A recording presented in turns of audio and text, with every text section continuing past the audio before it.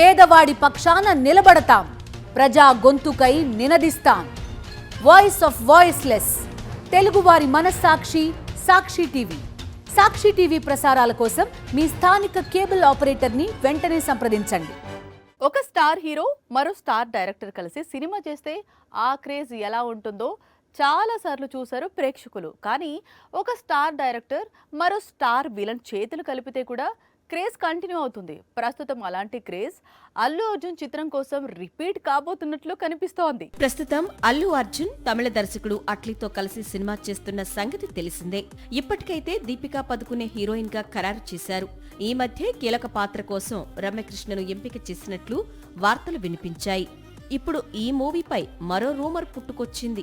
అల్లు అర్జున్ కంటే ముందు అట్లీ డైరెక్ట్ చేసిన 1000 కోట్ల చిత్రం జవాన్ లో విలన్ ఎవరో తెలుసుగా, విజయ్ సేతుపతి.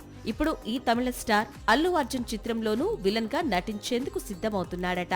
ఇందుకు సంబంధించిన చర్చలు ముగిసి త్వరలో అఫీషియల్ అనౌన్స్మెంట్ రానుందట. సేతుపతికి ఏ క్యారెక్టర్ ఇచ్చినా అదరగొడతాడు. హీరో అయినా విలన్ అయినా దుమ్ము రేపుతాడు. అంతకు ముందు విక్రమ్లో, దానికి ముందు మాస్టర్లోనూ సేతుపతి విలనిజం అదిరిపోయింది. అయితే లాస్ట్ ఇయర్ మహారాజా రిలీజ్ అయి 100 కోట్లు కొల్లగొట్టిన తర్వాత ఇకపై విలనీకి దూరంగా ఉండాలని నిర్ణయం తీసుకున్నాడు. కానీ అట్లీ కోసం అల్లు అర్జున్ సినిమా కావడంతో సేతుపతి నిర్ణయం మారిందని టాక్.